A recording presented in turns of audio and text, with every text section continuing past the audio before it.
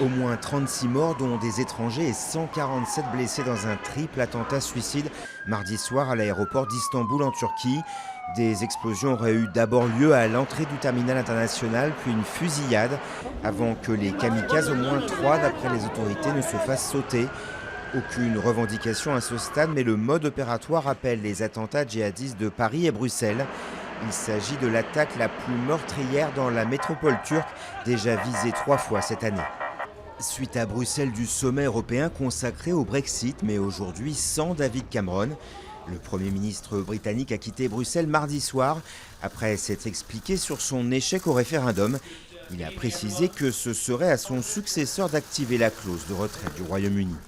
L'un part, l'autre arrive. La première ministre écossaise Nicola Sturgeon, elle est attendue à Bruxelles pour évaluer les chances de l'Écosse, majoritairement pro-UE, de rejoindre les 27 en tant qu'entité indépendante. Manuel Valls et Myriam El Khomri reçoivent à partir de cet après-midi syndicats et patronat pour faire un point sur la loi travail. Ces rencontres en bilatéral vont s'étaler sur 24 heures. Hier, lors d'une 11e journée de mobilisation, des dizaines de milliers de Français ont battu le pavé contre la loi qui doit repasser devant l'Assemblée le 5 juillet. En République dominicaine, Nicolas Pisapia voit sa condamnation à 20 ans de prison dans l'affaire Air Cocaine, confirmée en appel.